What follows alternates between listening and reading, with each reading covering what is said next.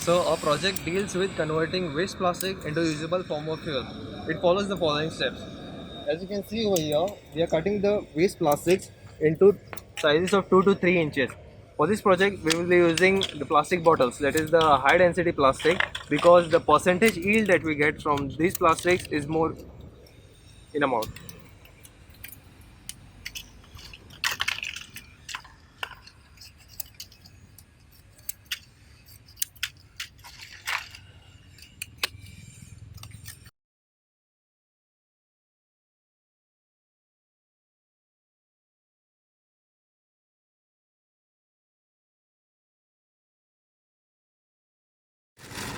So now we are putting the crushed plastic into the reactor.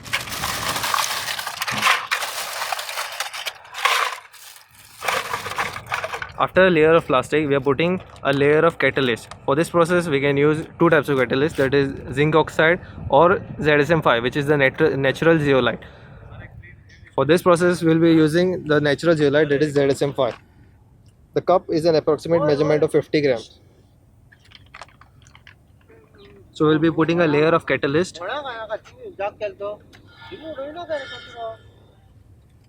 onto the plastic.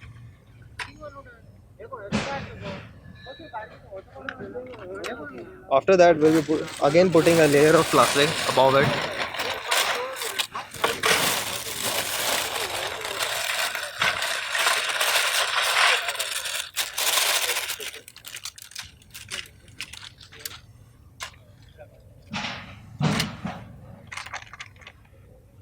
And then again a layer of catalyst.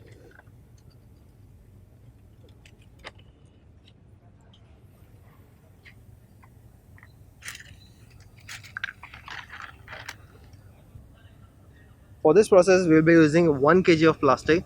So the amount of catalyst we have put is in the ratio of 1:10. That is 100 grams of catalyst for 1 kg of plastic.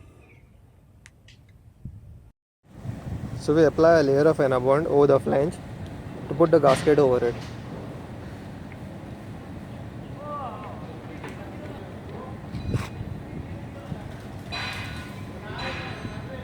The gasket we are using is of asbestos.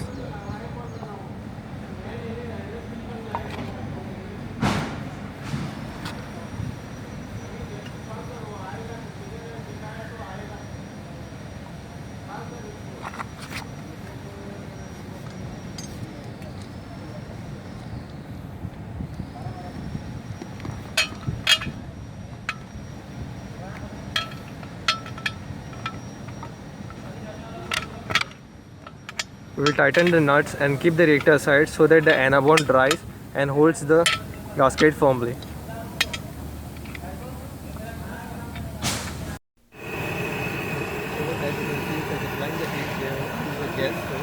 Onto which we have kept a reactor. The reactor is surrounded by an insulation that is of asbestos, and at the top we have put a pressure gauge to measure the pressure inside. And this is the condenser to which we have provided an inlet and outlet valve for water to flow in and out, and that is the fuel collecting, and inside which we have put ice cold water. The reactor and the condenser are connected by means of a copper tube. You can see the pressure is raised to a certain level up to 5 psi. The knob is closed over here.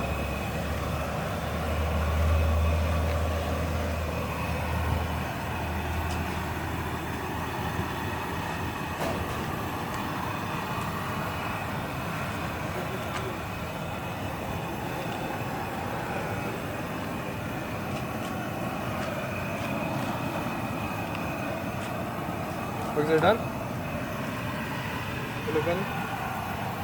Now we are going to open the knob. Now we are going to open the knob so that the fumes travel into the condenser.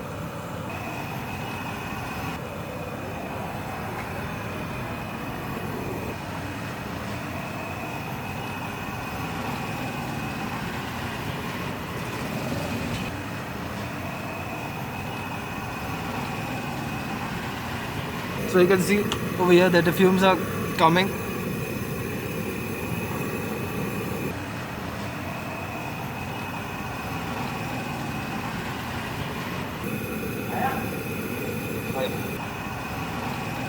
So you can see over here, the fumes are coming at a faster rate. Take the full capture.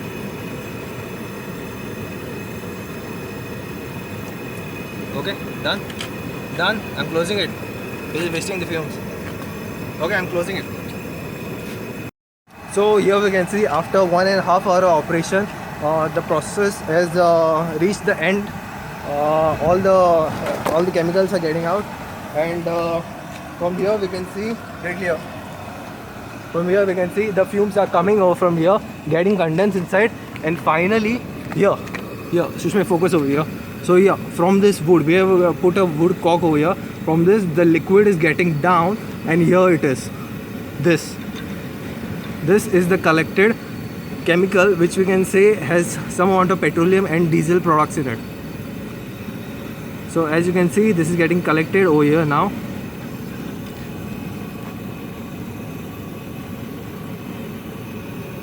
Siddhant, keep a watch over this.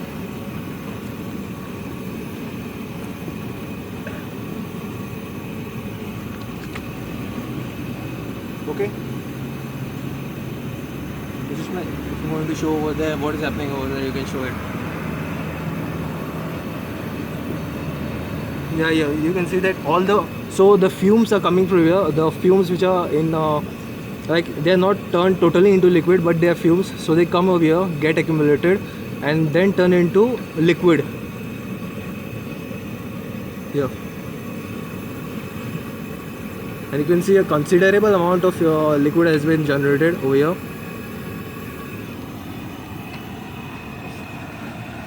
Over there.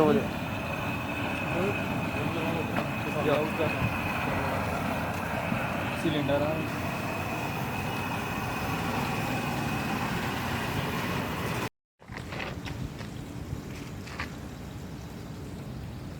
So this is the condition of the reactor after 2 hours of operation. The condenser is totally been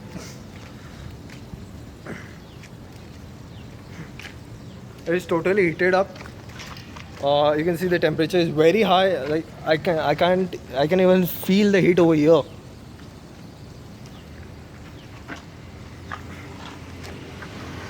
Siddhant, just put off the fire.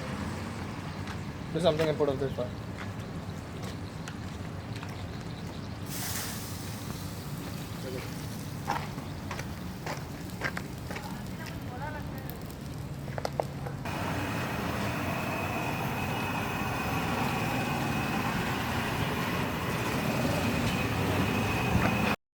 So this is the fuel we have obtained after the process. You can see that the amount of fuel we have obtained is approximately up to 25 ml. And the fuel that we have obtained from the previous processes is this. You can see that over the time it has hardened because it was exposed to cold weather and all. So in order to avoid this, we will add some amount of additive, that is Crystol PPD EX450. What it does is it doesn't allow the fuel to get hardened over the time. So we will be adding it like 0.4% in the quantity.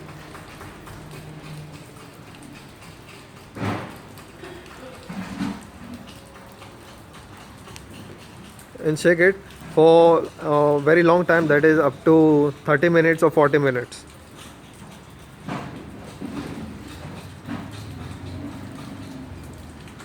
The final products we have obtained from the process, there is the wax we have collected in this, and the fuel, and finally the cha product from the reactor.